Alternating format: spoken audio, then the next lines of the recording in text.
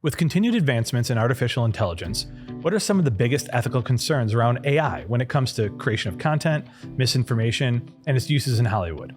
Welcome to the search bar. You've got questions, let's find some answers. Bypass Google and sidle up to the search bar instead as Central Michigan University's amazing team of experts answer some of the internet's most asked questions. I'm your host, Adam Sparks, and on today's episode, we're searching for answers on the ethics of artificial intelligence. Matt Katz, faculty member in the Department of Philosophy, Anthropology, and Religion at Central Michigan University, is here to help us do just that. All right, Matt, it's really good to meet you, and I'm glad that you're here to talk to me about artificial intelligence because I have way more questions than answers, although sometimes I think I have answers, but I'm not sure that I actually do. What would be the most helpful thing is if we could kind of put a box, we were just talking before we were recording or while we were recording, about what is AI. I think there's a little bit, there's kind of some differing opinions on what constitutes something that's artificial intelligence, and there's probably a gradation of it, but I'm just wondering how you kind of see it. Yeah, so I mean, the term gets used for all kinds of stuff now. The way I'm thinking about it lately is in terms of machine learning first, and then generative AI second. So a machine learning system is one that learns how to categorize certain kinds of things, right? So suppose you set up a camera in front of your fish tank and you take some video of it, and you, in each frame, you tell the system, that's a fish, that's a fish, that's a fish, and it learns on its own to identify when there's a fish in the frame. And so later on, it can do it by itself, right? So it learns, okay, in this frame there's a fish, in this frame there's a fish, in this frame there's a fish. There's not in these other frames. But it's only learning to categorize things, right? And find them later on its own.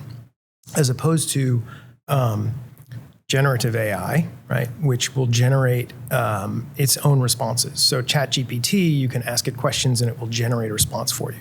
You can say, sell me this new hair, give me a one paragraph sales pitch for this new hair product in the style of Donald Trump, and it will do that, right?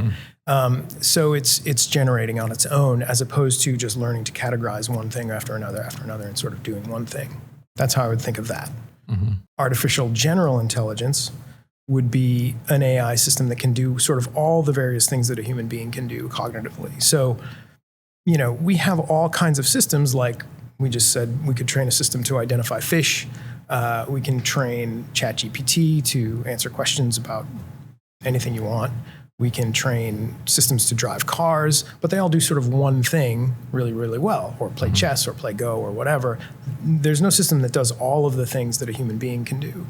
That would be a general intelligence, right? So humans have general intelligence, and AI with general intelligence would be AGI.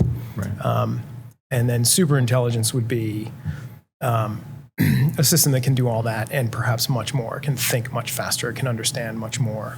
Becomes more proficient than we are. Yeah. It feels like, at least for me, when I look at the way like I'll play with ChatGPT for work or recreation, it is very useful, but I start to think of it a little bit more like a relationship with something than I do with like an Adobe product. I feel a little bit more like I have to think about, this is something that the more I use this and the more it gets updated by me as the user and by the folks that are kind of pulling the strings on it, like it's going to continue to evolve. I'm thinking about it more like a relationship. It definitely feels when you're using it as though you're talking to a human being, or it can feel that way at times, right? And then you can, I've played with it where I was trying to teach it some logic and it was failing miserably, and it starts to repeat itself, right, in various ways. And so it feels like this isn't like interacting with a person at all.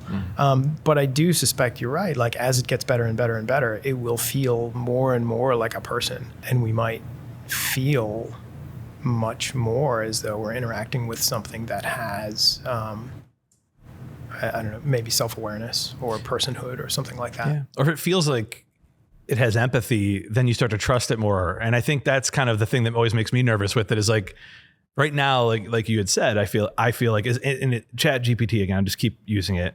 It's really impressive, but like definitely, like you said, logic or empathy or something. It's kind of there is still a kind of uncanny valley moment. Like, well, it'll be doing really good, and then you go, and that's hysterical. To try to drive the conversation into where those ethics are. Like right now it's the Hollywood strikes, right? The headline catcher is like, don't scan us and use our digital likeness, or don't start writing screenplays that are in the style of, whatever, Christopher Nolan. This is a good place, at least, because we're paying attention to it, because everyone watches movies and TV shows, to start going like, do we want this to improve at all costs or not, right?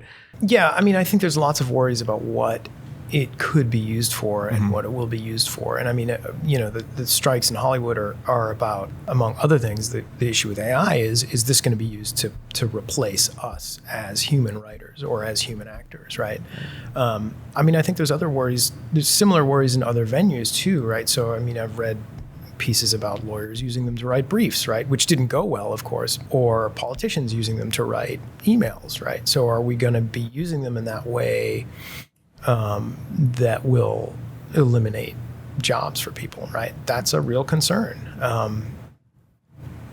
It seems like it's the kind of thing, like we've been saying, it's a powerful tool, seems like it's useful, and the genie's out of the bottle, it's not going away. So I think, look, I can easily imagine like a small business owner who, I don't know, does whatever work during the day, runs a restaurant, does landscaping, whatever, at night is doing accounting and email and stuff like that and doesn't have any employees, right? Or maybe it's me and my spouse, right? I could easily see somebody like that making their life easier with this kind of tool. It's a big difference between that and using it to write screenplays and then not have to hire screenwriters anymore, right? With writers and actors in Hollywood both striking at the same time, and AI being at least kind of one of the more attention-grabbing things in there, I think people are getting more and more aware of the idea that AI could be kind of taking jobs from folks or being used to, I don't know, like auto-generate creative endeavors that we've otherwise enjoyed and been able to assign to somebody, right? Am I going to start having a emotional connection that isn't about how much I love Tom Hanks anymore, but it's about somebody who really seems a lot like Tom Hanks, but they're not? Oh, that's interesting. I hadn't thought of it that way. Yeah. I mean, I guess the primary concern is people's livelihoods, right? Right. And sort of, I think I said, I think there are systems that can be incredibly useful and powerful, and I think could make a lot of people's lives easier, but they can also be used to cut labor costs for the purpose of increasing profits, right? And that doesn't look so great to me. And I think that's a chief concern, particularly going forward, right? As the systems get better and better and better. We talked about, they're imperfect, they make mistakes. I don't know that they're ready to be writing, primetime scripts that with no human input, but they might be in not too many years. And I think that's a real worry of the people and the writers and the Actors Guilds and so on and so forth. Right. And also it's when it comes to the writers and unnamed extras and things, we're talking about effectively working class people in Hollywood too. I think sometimes we can feel cynical because it's like, I talked about Tom Hanks, but Tom Hanks probably could not work for the next 20 years and he'd be fine. But those people are probably last in line to be replaced when it comes to these technologies, right? You'd imagine it's the background folks, it's the people with one line, it's the writers who you never see first. Exactly. And people who, like you say, they're working for a living, right? They're not, they can't stop working for 20 years or even 6 months, right? Or a year.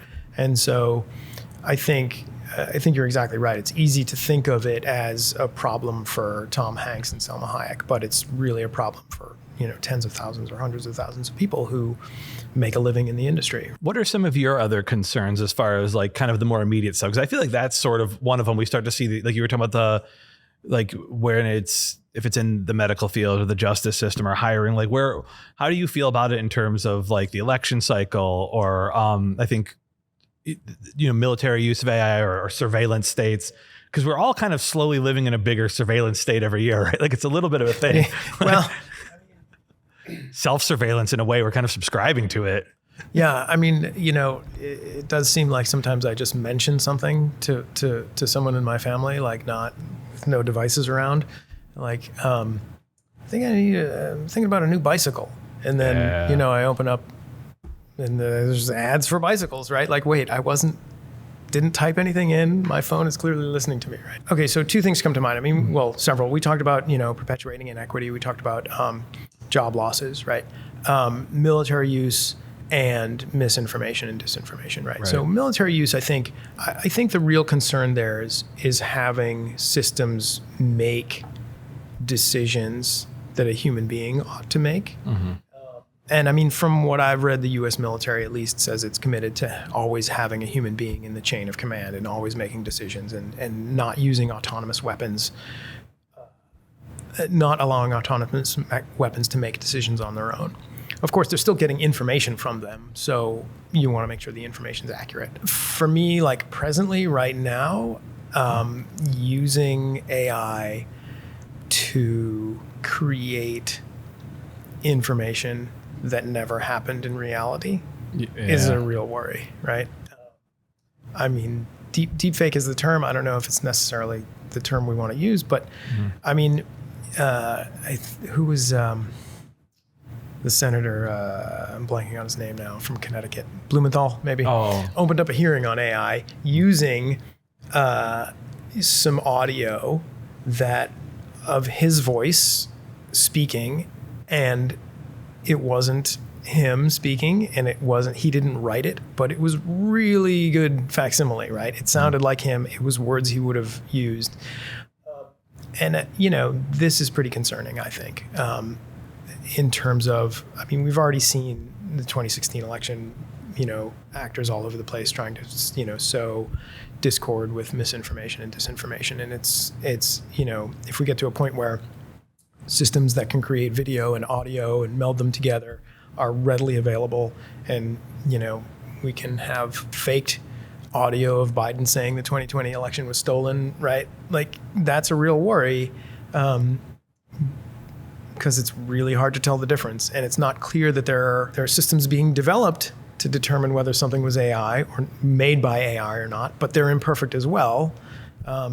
So I think we're in a position where we might see media coming out that we're sort of divided as a country as to whether it's real or not. We can't, as a society, come to agreement on what is fact and what is not fact. And depending on what sort of media biosphere you're living in, you have some set of beliefs about what's fact and not.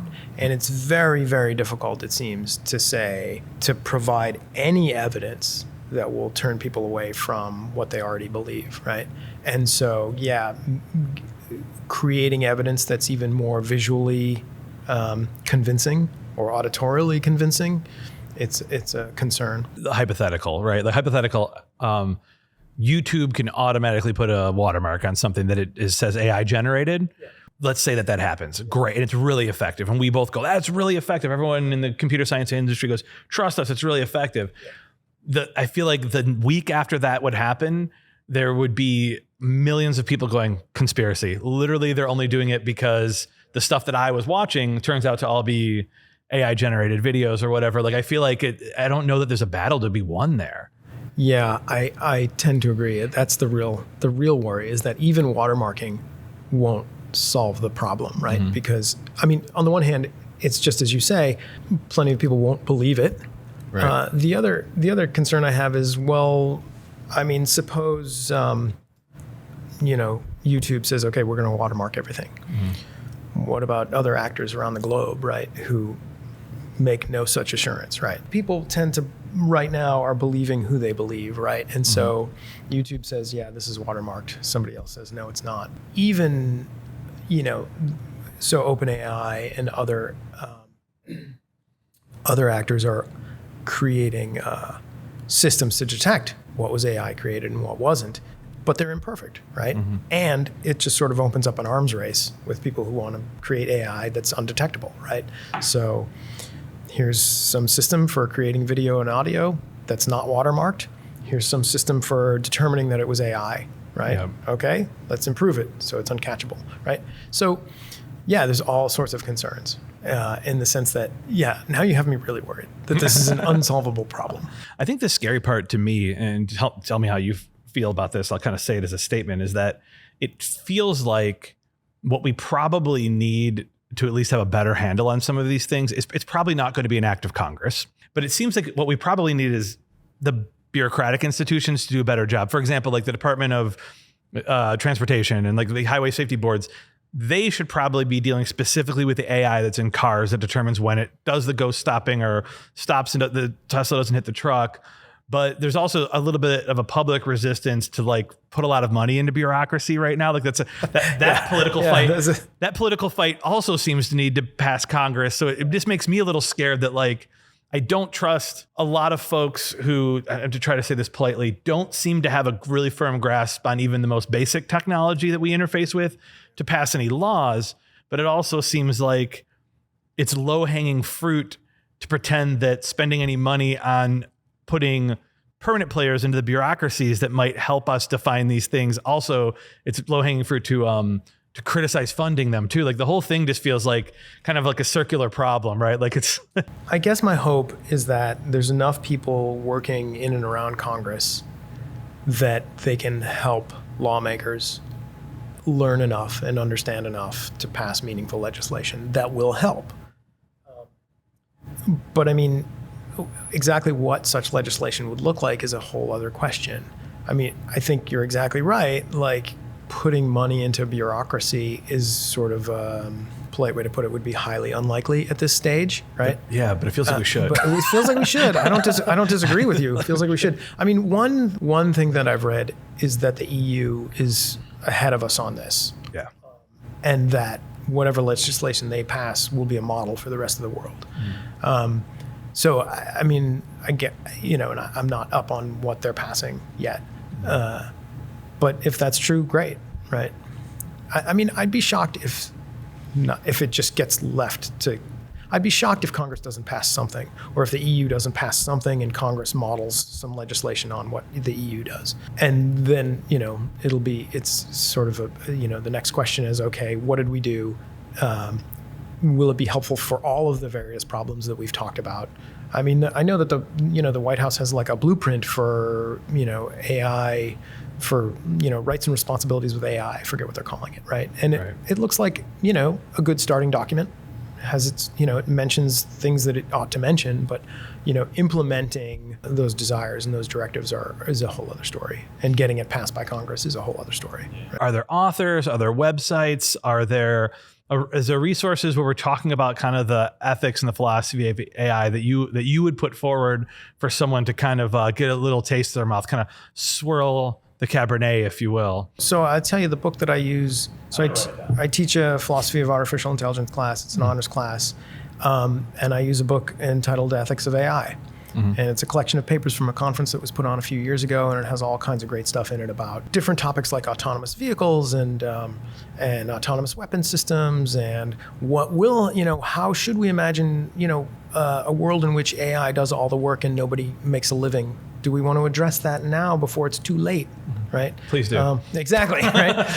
That's an author, advocating for a universal basic income, right? Yeah. To protect against catastrophic results. Mm-hmm.